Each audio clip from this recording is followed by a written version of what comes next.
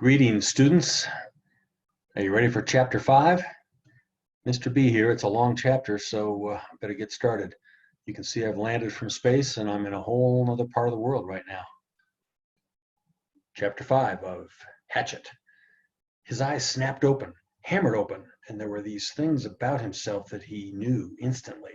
He was unbelievably, viciously thirsty. His mouth was dry and tasted foul and sticky. His lips were cracked and felt as if they were bleeding, and if he did not drink some water soon, he felt that he would wither up and die. Lots of water, all the water he could find. He knew the thirst and felt the burn on his face. It was mid-afternoon, and the sun had come up over him and cooked him while he slept, and his face was on fire. It would blister, it would peel, which did not help the thirst, made it much worse.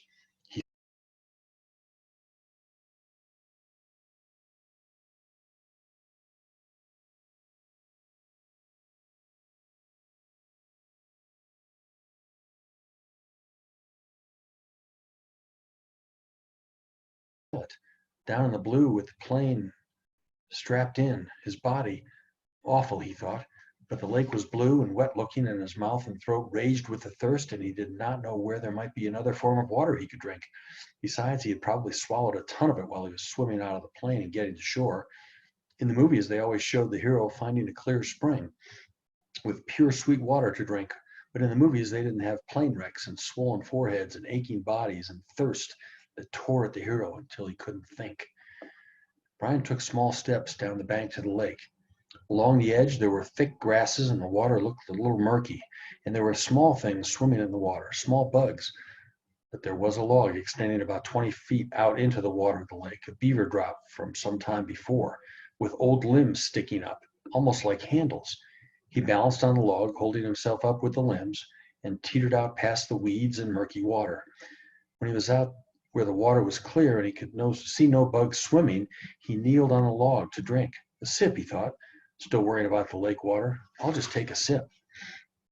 But when he brought a cupped hand to his mouth and felt the cold lake water trickle past his cracked lips and over his tongue, he could not stop. He had never, not even on long bike trips in the hot summer, been this thirsty. It was as if the water were more than water, as if the water had become all of life, and he could not stop. He stooped and put his mouth to the lake and drank, pulling it deep and swallowing great gulps of it. He drank until his stomach was swollen, until he nearly fell off the log with it. Then he rose and tripped his way back to the bank, where he was immediately sick and threw up most of the water. But his thirst was gone, and the water seemed to reduce the pain in his head as well, although the sunburn still cooked his face. So he almost jumped with the word spoken aloud. It seemed so out of place, the sound. He tried it again. So here I am. And there it is, he thought. For the first time since the crash, his mind started to work. His brain triggered, and he began thinking. Here I am, and where is that? Where am I? He pulled himself once more up to the bank of the tall tree without branches and sat again with his back against the rough bark. It was hot now, but the sun was high, and to his rear, he sat in the shade of the tree in relative comfort. There were things to sort out. Here I am, and that is nowhere. With his mind open and thoughts happening, it all tried to come in with a rush. All of what had occurred, and he could not take it in. The whole thing turned into a confused jumble that made no sense. So he fought it down and tried to take one thing at a time. He had been flying north to visit his father for a couple of months in the summer, and the pilot had had a heart attack and had died, and the plane had crashed somewhere in the Canadian North Woods, but he did not know how far they had flown, or in what direction, or where he was. Slow down, he thought, slow down some more. My name is Brian Robeson, and I'm 13 years old, and I'm alone in the North Woods of Canada. All right, he thought, that's simple enough. I was flying to visit my father, and the plane crashed and sank in a lake. There, keep it that way. Short thoughts. I do not know where I am. Which doesn't mean much. More to the point, they do not know where I am. They mean anybody who might want to be looking for me. The searchers. They would look for him, look for the plane. His father and mother would be frantic. They would tear the world apart to find him. Brian had seen searches on the news, seen movies about lost planes. When a plane went down, they mounted extensive searches, and almost always they found a plane within a day or two. Pilots all filed flight plans, a detailed plan for where and when they were going to fly, with all the courses explained. They would come, they would look for him. The searchers would get government planes and cover both sides of the flight plan filed by the pilot and search until they found him. Maybe even today, that might come today. This was the second day after the crash. No, Ryan frowned. Was it the first day or the second day? They had gone down in the afternoon and he had spent the whole night out cold, so this was the first real day. But they could still come today. They would have started the search immediately when Brian's plane did not arrive. Yeah, they would probably come today. Probably come in here with amphibious planes, small brush planes, bush planes with floats that could land right here on the lake and pick him up and take him home. Which home? The father home or the mother home? He stopped the thinking. It didn't matter. Either on to his dad or back to his mother. Either way, he would probably be home by late night or early morning. Home where he could sit down and eat a large, cheesy, juicy burger with tomatoes and double fries with ketchup and a thick chocolate shake. Makes me hungry just thinking about it. And there came hunger. Brian rubbed his stomach. The hunger had been there, but something else, fear, pain, had held it down. Now with the thought of the burger, the emptiness roared at him. He could not believe the hunger. Had never felt it this way. The lake water had filled his stomach but left him hungry. And now it demanded food, screamed for food. And there was, he thought, absolutely nothing to eat. Nothing. What did they do in the movies when they got stranded like this? Oh yes, the hero usually found some kind of plant that he knew was good to eat, and that took care of it. Just ate the plant until he was full, or used some kind of cute trap to catch an animal and cook it over a slick little fire. Pretty soon, he had a full 8-course meal. The trouble, Brian thought, looking around, was that all he could see was grass and brush. There was nothing obvious to eat, and aside from about 1,000,000 birds and the beaver, he hadn't seen animals to trap and cook. And even if he got one, somehow he didn't have any matches, so he couldn't have a fire. Nothing. It kept coming back to that. He had nothing. Well, almost nothing. As a matter of fact, he thought, I don't know what I've got or haven't got. Maybe I should try and figure out just how I stand. It will give me something to do. Keep me from thinking about the food until they come to find me. Brian had once had an English teacher, a guy named Perpich, who was always talking about being positive, thinking positive, staying on top of things. That's how Perpich had put it. Stay positive and stay on top of things. Brian thought of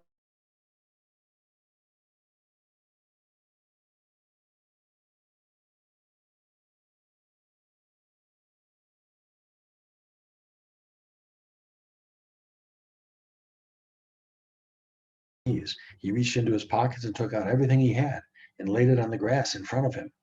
It was pitiful enough: a quarter, 3 dimes, a nickel, and 2 pennies, a fingernail clipper, a billfold with a $20 bill in case you get stranded at the airport in some small town and have to buy food, his mother had said, and some odd pieces of paper.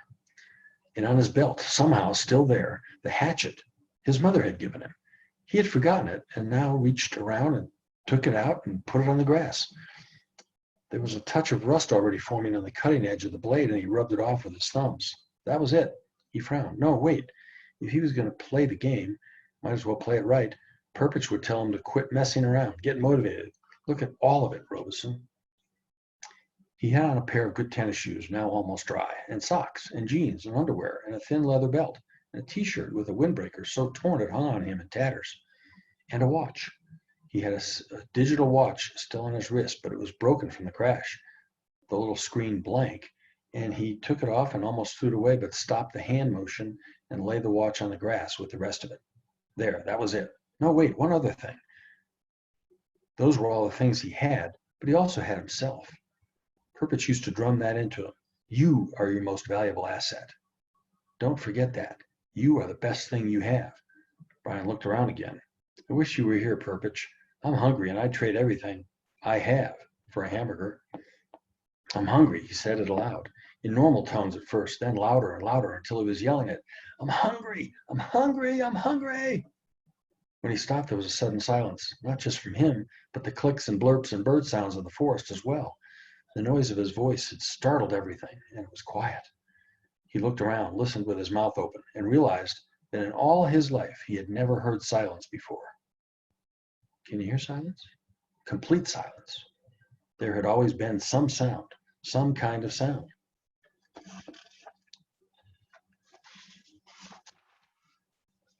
It lasted only a few seconds, but it was so intense that it seemed to become part of him. Nothing. There was no sound. Then the birds started again, and some kind of buzzing insect, and then a chattering and a cawing, and soon there was the same background of sound, which left him still hungry. Of course, he thought, putting the coins and the rest back in his pocket, and the hatchet in his belt. Of course, if they come tonight, or even if they take as long as tomorrow, the hunger is no big thing. People have gone for many days without food as long as they've got water. Even if they don't come until late tomorrow, it'll be all right. Lose a little weight maybe, but the first hamburger and malt and fries will bring it right back. A mental picture of hamburger, the way they showed it in the television commercials, thundered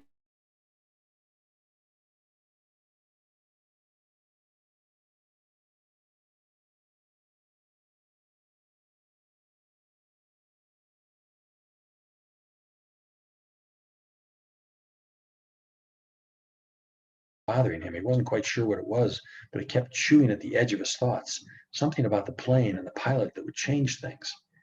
Ah, there it was. The moment when the pilot had his heart attack, his right foot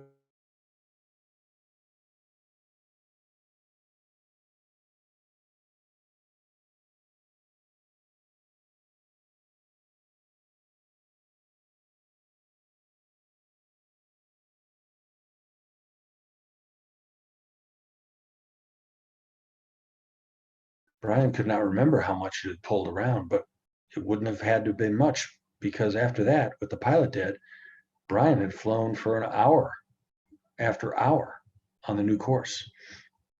Well, away from the flight plan the pilot had filed, many hours at maybe 160 miles an hour. Even if it was only a little off course, with that speed and time, Brian might now be sitting several hundred miles off to the side of the recorded flight plan. And they would probably search most heavily at first along the flight plan course. They might go out to the side a little, but he could easily be 300-400 miles to the side. He could not know, could not think of how far he might have flown wrong because he didn't know the original course and didn't know how much they had pulled sideways. Quite a bit. That's how he remembered it.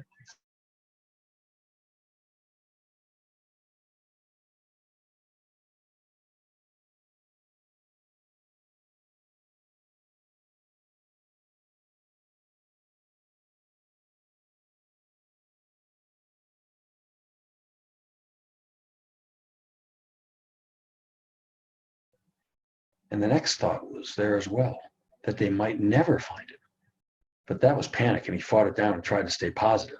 They searched hard when the plane went down. They used many men and planes, and they would go out to the side, and they would know he was off from the flight path. He had talked to the man on the radio. They would somehow know. It would be all right. They would soon find him. Maybe not tomorrow, but soon. Soon. They would find him soon. Gradually, like sloshing oil, his thoughts settled back and the panic was gone.